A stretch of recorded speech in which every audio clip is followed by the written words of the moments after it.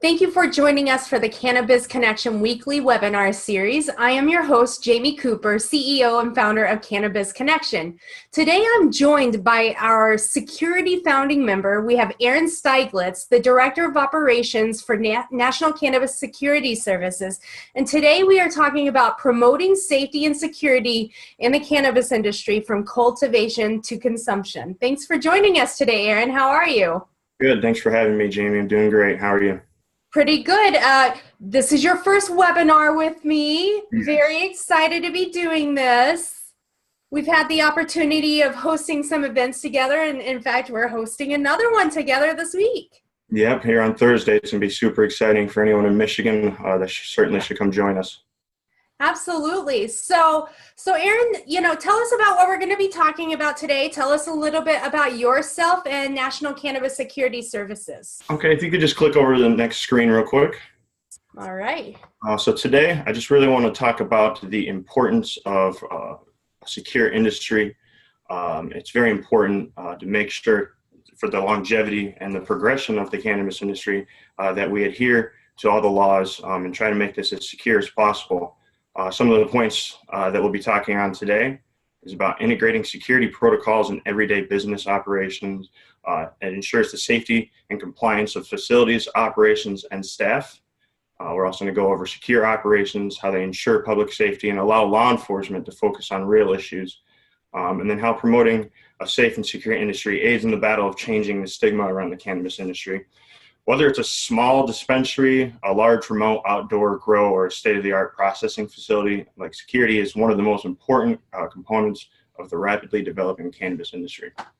So here on the next screen, just to tell everyone a little bit about myself and background. Right out of high school, I joined the United States Marine Corps, where I served as an infantry squad leader for 6 years. During that portion, I was also an enlisted and officer candidate recruiter, which was great fun, got to change a lot of lives.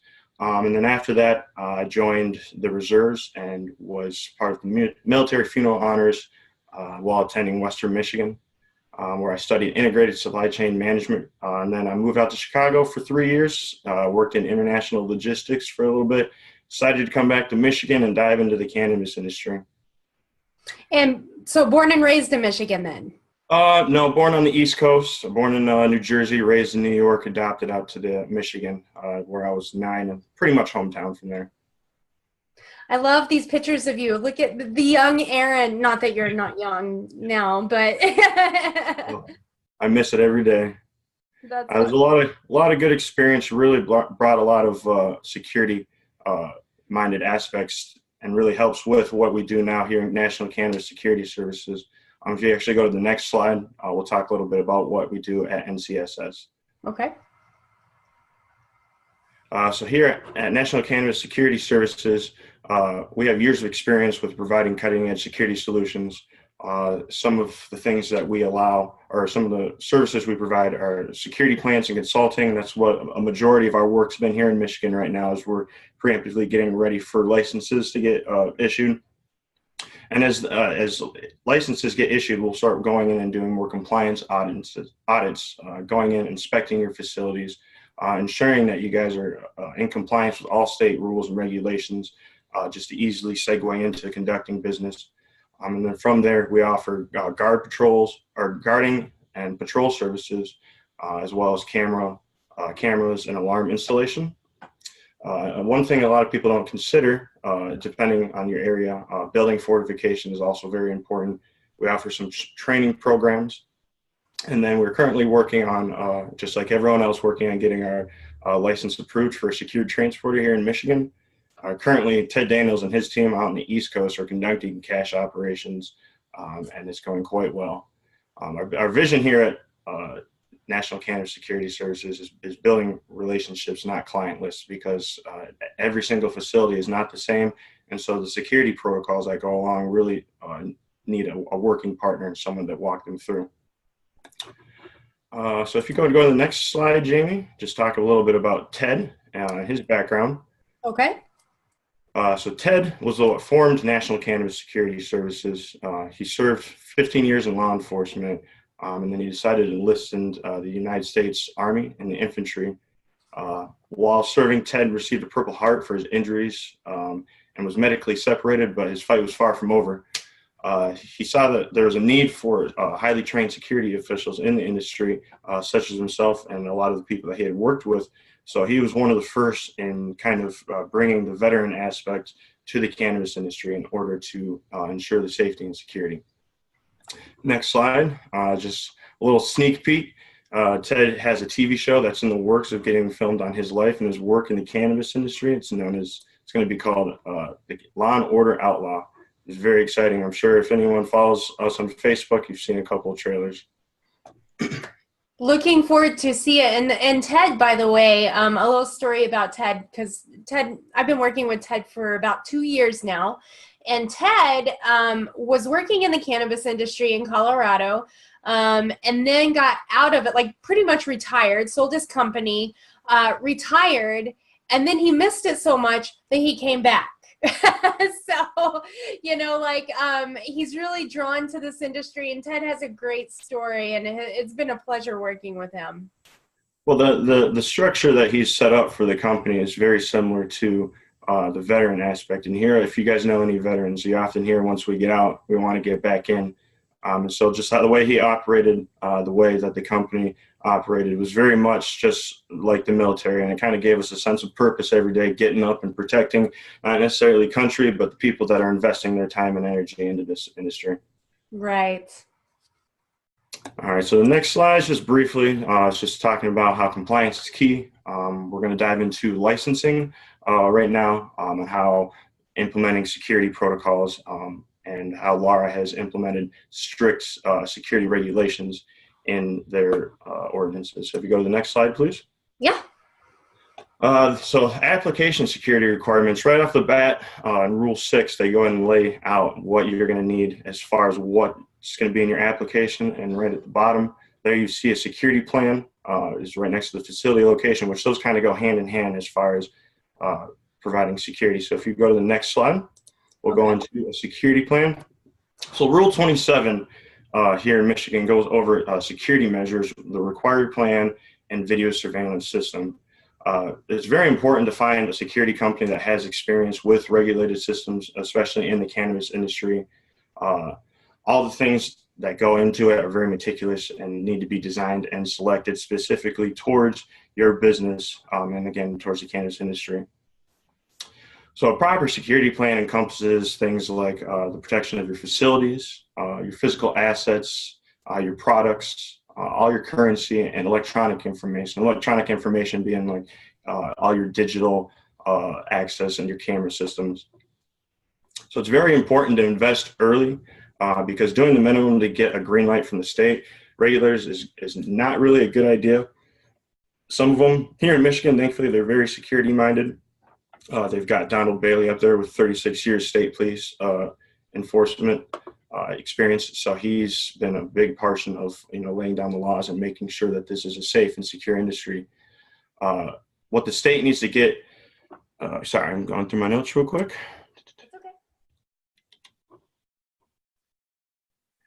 But yeah, what the state requires you to get your doors open probably is not what you need, especially in an all cash-based business. So making sure that you lay out your security plan, making sure that it encompasses every portion of your day-to-day operations to ensure the safety of not only, like I said, your business, but also your employees. So if you want to go and go to the next slide, please. So right off the bat here in Rule 9, investigations and inspections, the state police will be coming in, as everyone is aware, and performing these inspections.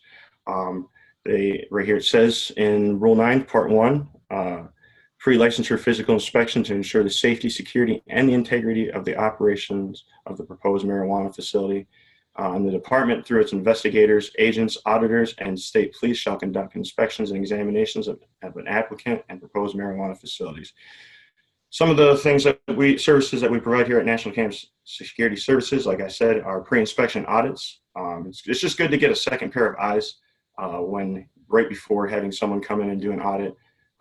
Unfortunately, if you go to the next slide, Rule 16, it lays that the department, without a warrant or without notice to the licensee, can enter the proposed marijuana facility or marijuana facilities, offices, or other places of business of a licensee. So you're not really going to know when they're going to come through and perform these audits. And so that's why it's very important just to make sure you're staying up in compliance, having an outside agency come through and making sure that all your security measurements are taken care of.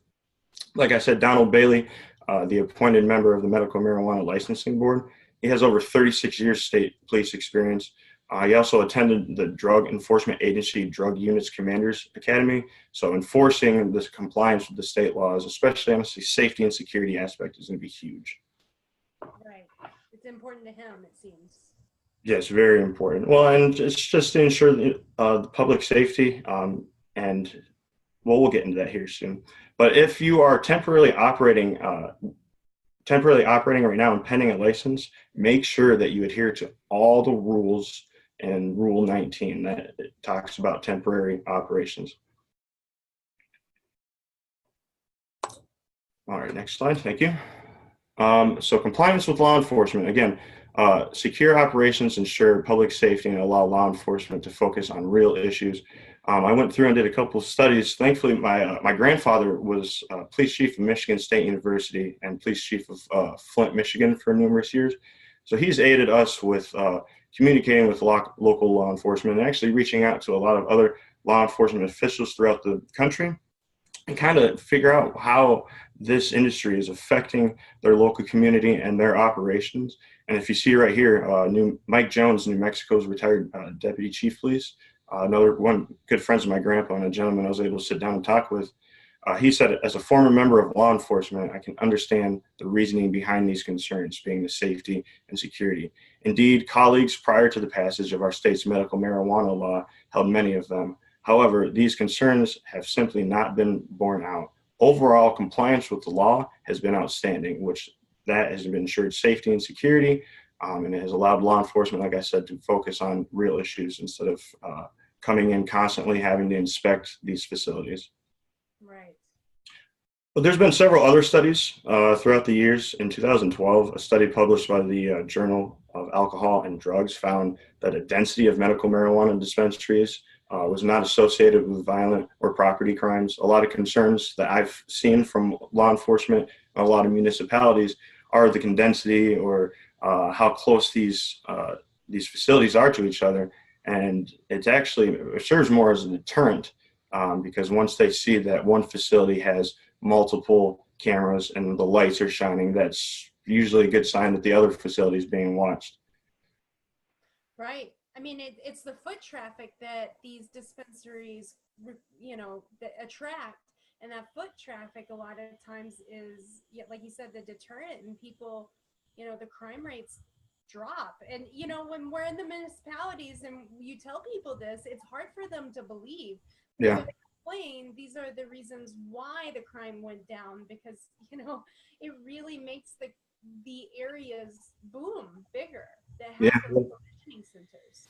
The more eyes, the better, and that's where the camera systems and physical guarding comes in as well. That just provides more eyes on and acts as a deterrent. And there's other protocols that can go into protecting your facility just beyond those. But a couple other studies, like another one that was done in 2014, is published by the PLOS1, says non-predictive. It pretty much states that crime rates may be related, non-predictive of crime rates and may be related to reductions in the rate of homicide and assault. So the fact that these facilities are in these neighborhoods, like we said, with eyes on, and even there's been cases where there's been a traffic incident, and the police have been able to utilize other businesses' footage to get to the bottom of whatever caused the accident. So these facilities are actually doing more for the community.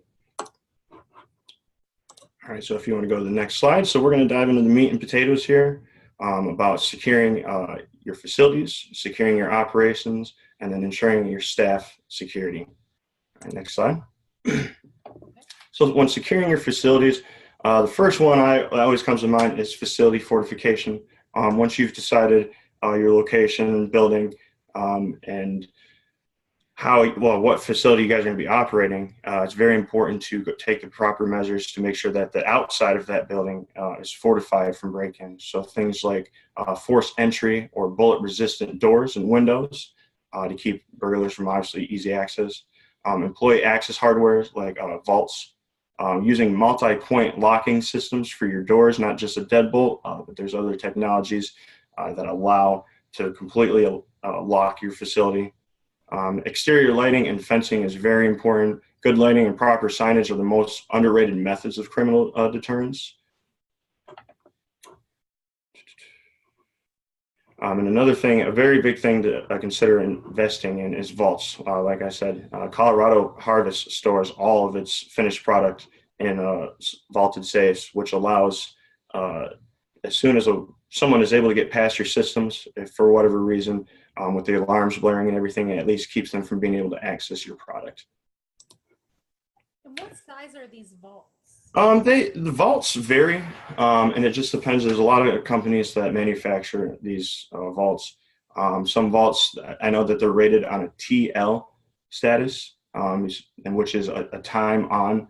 It's like tools on actually working on the vaults. So if you get like T30s, that's 30 minutes that it took a top-notch safe cracker to actually, with just tools on, not switching tools and looking at everything, to actually break into these. So you can get ones that are, between 4 cubic feet to bigger, as whatever you need, really.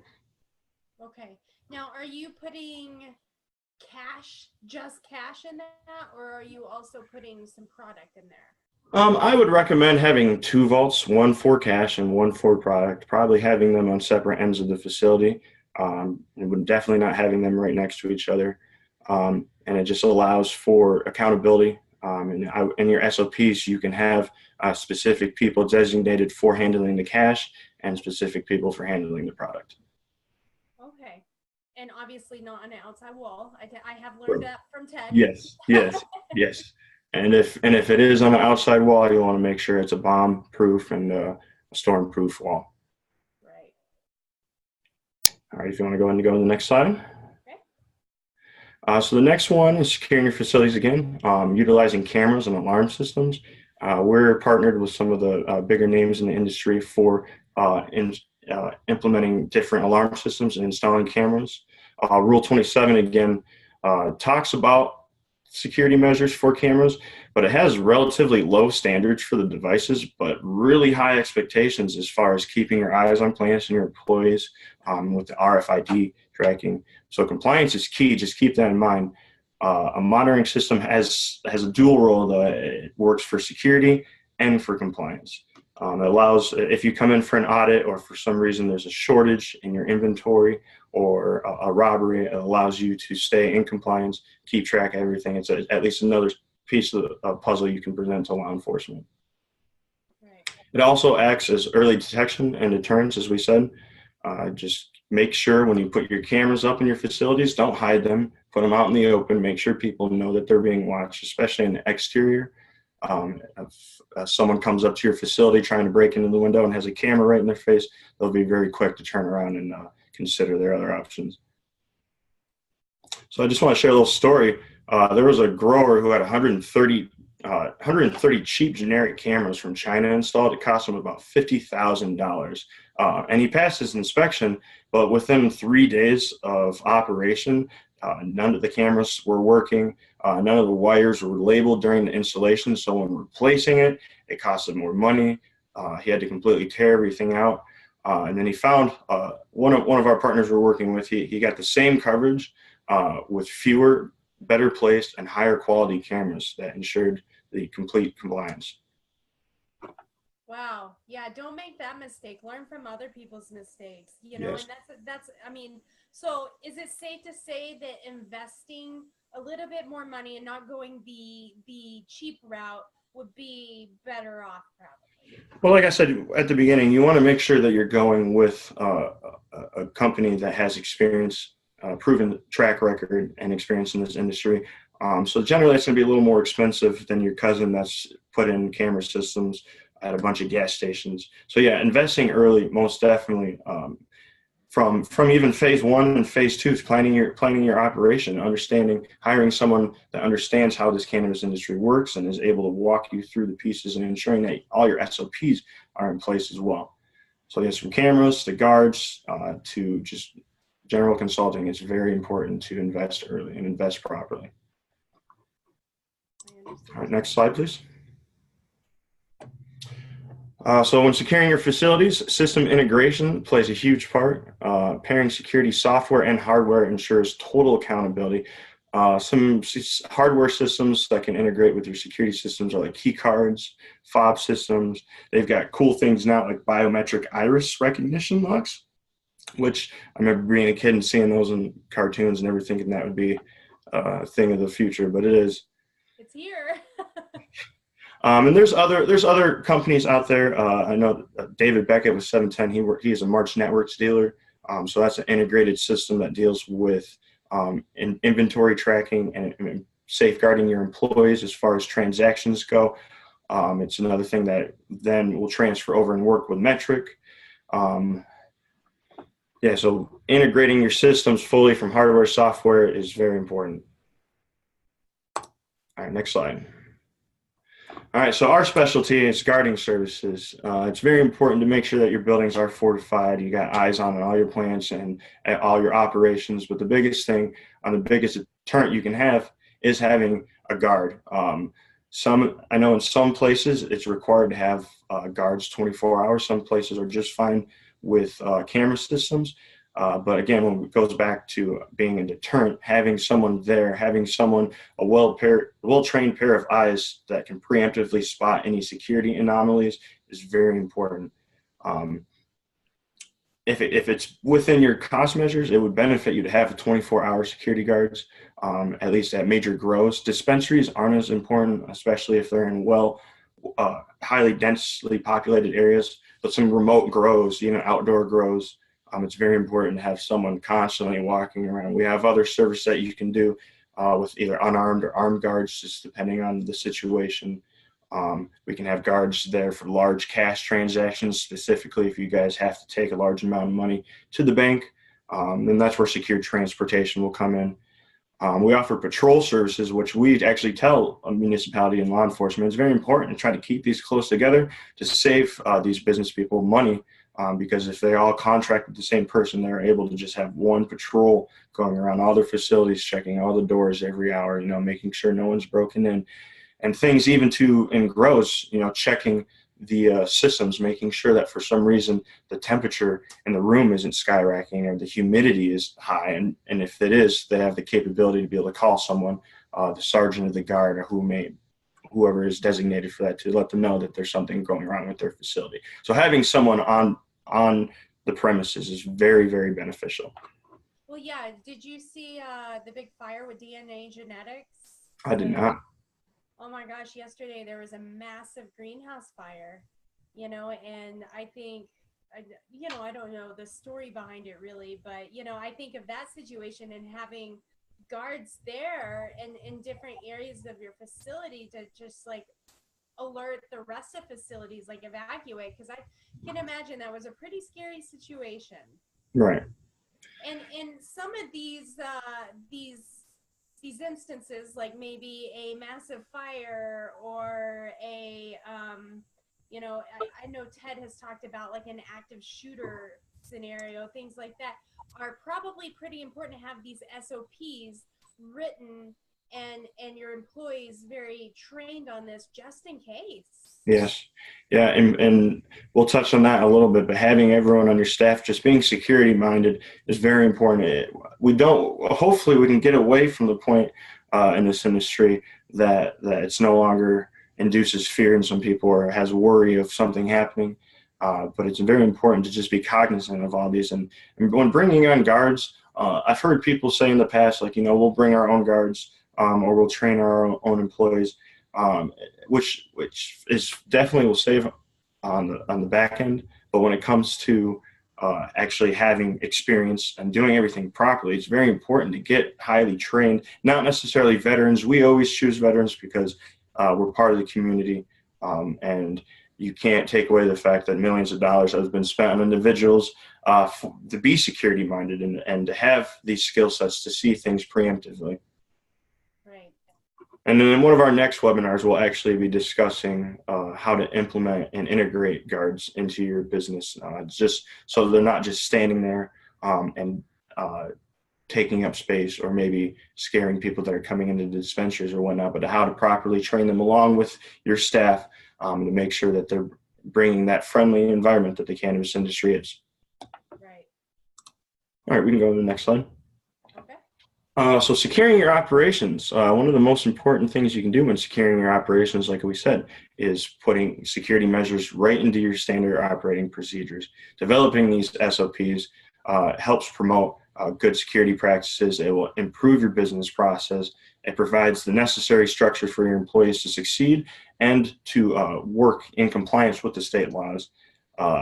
It helps maintain inventory tracking protocols, and then regular training and evaluation is very important. Always knowing what your staff is doing, how they're doing, what's on their mind.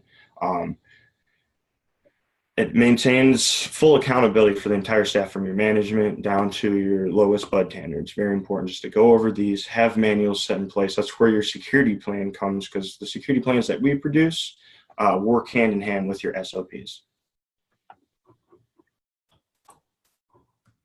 Alrighty, next slide.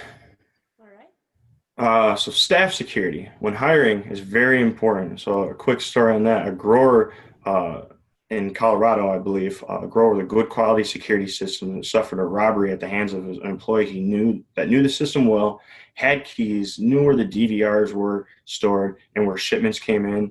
He used someone else's code to break in or to disarm the security system, and then he stole $500,000 and took of money and product and took all the DVRs, therefore took all the evidence, which was sitting right next to the safe, which goes back to what I said. You want to make sure that you have all of these different pieces, your safes, your DVRs, all separated and locked individually. But when hiring, you got to realize that external dangers, are actually not the biggest. It's the internal threats, like I just shared. So it's very important to properly vet your people and do accurate background checks, not just some online service, but utilizing a company like NCSS or other companies that do background checks to ensure that these people are the right people you want to bring on board. And even still, it's very important to do things like reference checks, because a lot of people can look clean on paper, but that doesn't mean that they have a clean heart. So they might have some bad intentions. And then in your industry, or in your facility, create an environment that fosters honesty. Make sure you bring the right people. In your SOPs, set up requirements that everything has to be accurately documented, so there are no margins for error. And then with your people, it's very important to empower them, treat your people nice, make them feel like they want to come to work, and that will ensure the complete security of your staff. Next slide. One of the staff security issues I noticed, I could talk on dispensaries, but one thing that's really not talked about too much is in the production hazards that come along in the cannabis industry at major grows. If you see right here, respiratory, optical, and dermal exposures to THC are something we don't really take in consideration. I've been in major grows, and I've seen employees now they're starting to wear personal protective equipment or PPE, like what's listed on the right. It just depends on, for example, if you guys have like a CO2 system going, and I'm not big into the horticulture, but I know respiratory systems are very important. Wearing eye protection to avoid UV exposure, or if a branch were to hit you in the eye, you get a bud in the eye. I'm sure that wouldn't feel too good. And then just wearing things like skin protection. You see those lab suits. That also helps with staff security. Try to get pocketless items to avoid people from snagging little nugs and taking them home with them. If there's long hair, I'm growing mine out, so I have to start wearing a hairnet as well, but avoid getting little nuglets in the hair and whatnot. There's other things like exposures to pesticides and fertilizers. Like I said, ultraviolet exposure, carbon monoxide or nitrogen exposure from the CO2 devices, and then heat stress from the military to daily life to working in the cannabis industry. Staying hydrated is very important. So making sure that your staff there's easily water available for everyone. All right, if you want to go to the next slide. So cannabis at home. From cultivation to consumption, it's very important to be aware of just keeping a secure and safe mindset. So educate yourself about your rights, the health risks, laws, and consequences of using cannabis. There aren't very many consequences from what I've heard, as long as you're within the legal parameters. Knowing things like health risks, knowing different methods, safer methods than just sparking up a doobie. I'm sure that is perfectly fine, but it does introduce carcinogens into your lungs. So thankfully, the industry is progressing in a manner that there are so many other ways to utilize the medicinal purposes of the plant. Obviously, do not drive or operate vehicles while impaired. I'm sure some people are maybe a little eager to get home with their freshly bought product, but make sure that you are doing it in the confines of your home or a specific area that is safe. And then when storing your products at home, if you have children, please keep them in an airtight container and out of reach of children. There's a reason why it's being implemented in the law that you have to be 21 and up to use this in some states. So it's just very important. We don't want kids to be damaged preemptively before their bodies are ready for this medication. All right, next slide. And so 3 keys to success. I just want to tell anyone as far as implementing safety and security into their industry, compliance is key. Like we know that the state police here in Michigan and all the enforcement agencies involved are going to be very strict. They are being strict with just implementing or issuing licenses, let alone inspection, and then maintaining these inspections moving forward. Step 2, integrate security policies and procedures in your day-to-day operations, from your SOPs to your hiring processes to your inventory management, just being safe and secure throughout the entire thing. And then, like we said, take the time and invest early. Make sure that the people that you're bringing on have your best interests at heart, and there's going to be someone that you can work with, not just at the beginning, but throughout the longevity of your facility's operations. And the last slide, NCSS, give us a call for any of your security needs. We're a one-stop shop. As soon as we get that transportation piece here in Michigan, we'll be able to service all your security needs. Awesome job, Aaron. Great information. Thank you. And thank you for having me. Guys, by the way, if you have any questions, now's your chance to ask. You can submit your questions using the Q&A button on your screen, or you could just put them in the chat section and we will get them answered. If you don't have questions right now, but you do later, all you have to do is contact Aaron. There's his information right there. He would be happy to talk to you.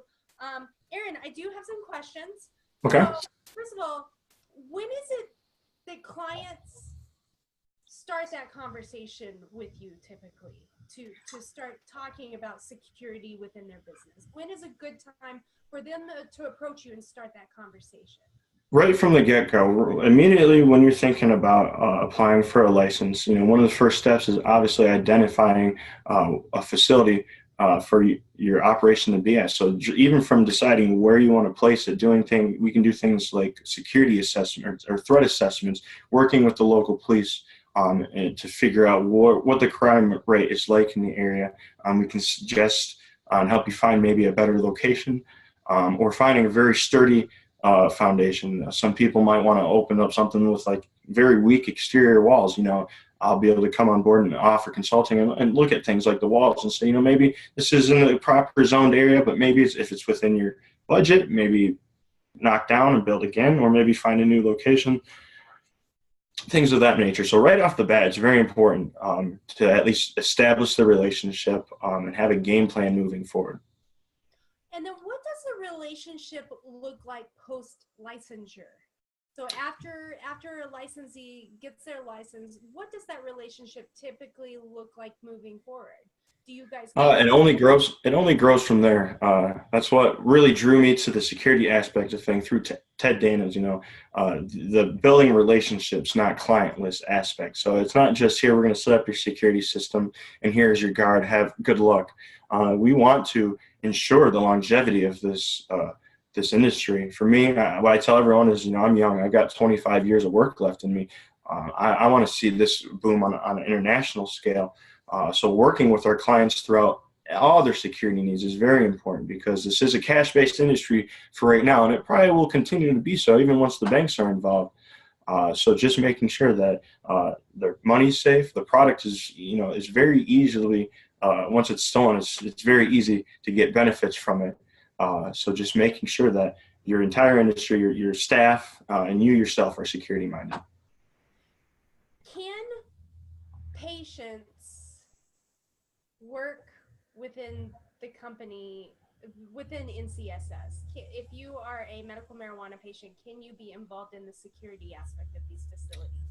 Of course. Now, from being an armed guard, obviously, no. And then the transportation laws, it states that you cannot have a medical card if you're going to be a guard. But that we have many more positions than just guards. You know, we have, and we utilize many aspects of the industry. I have a gentleman that I work with who is a chemist, and he is a veteran, and he does not consume cannabis. He doesn't have a medical card, but he helps us with things like doing audits for processors or safety and compliance labs. So yes, there's always room. We don't discourage individuals from utilizing medicine. Obviously, we wouldn't be in the cannabis industry if we thought otherwise. Right. We do have a question. Joe asked, what are the biggest safety and security challenges for risk managers in today's cannabis markets, either private, such as insurance, or public safety officials and officers? Is there somewhere I can read that? There we go. Yes, and what are the biggest safety and security challenges for risk managers, either as insurance or public safety officers? Things like just internal break-ins, honestly, your staff, just making sure that your staff is complying with state laws and are just the people you want on board. There's really no way to specifically say when an incident is going to happen that's going to either cause safety concerns or security issues. So just making sure you bring on trustworthy people, vet your people. Hopefully, you know, we can find some people with some experience, but Michigan's a new market. So finding those people, it's gonna be a work in progress. That's why it's very important to work with these security agencies to ensure that you're bringing on the right people. Right. And then as far as with public safety officials, transparency. This industry has been black market for a very long time. A lot of people don't want to work with law enforcement, and once the industry and everyone else getting educated, just having that transparency, letting your law enforcement come in and see your facilities, that will ease pretty much all of your issues. If people see that Officer Joe Smuckatelli comes in once a week just to check the place, they know that that's probably not a place to go to because they've got good relations with the local law enforcement. That was actually going to be my question. Next question was, what does a relationship between you and your law enforcement look like?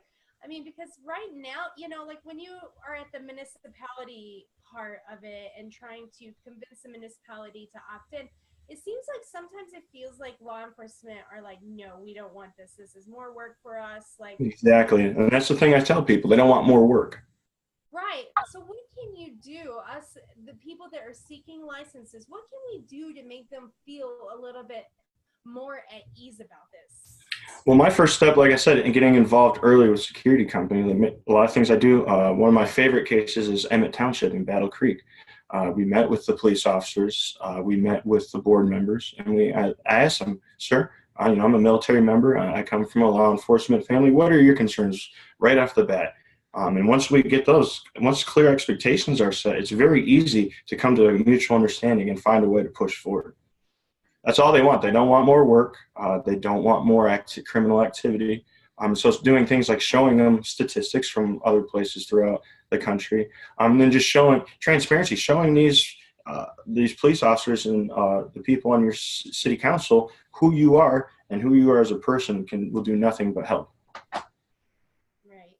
And then what other industries have security protocols similar to what we see in the cannabis industry? I mean, anything that's really cash-based, well, especially pharmaceuticals. Pharmaceuticals are more cameras, but I know for a fact here, I'm in Kalamazoo, really close to Pfizer, and you can definitely see guards walking around. Banks, there's many other industries that just need safety. Bars, you name it. There's always a need to have safety and security measures, especially as unfortunately as we see things like active shooters popping up all over the country. It's always important to have someone at least with a security mindset around to look out for the best interests of all the people.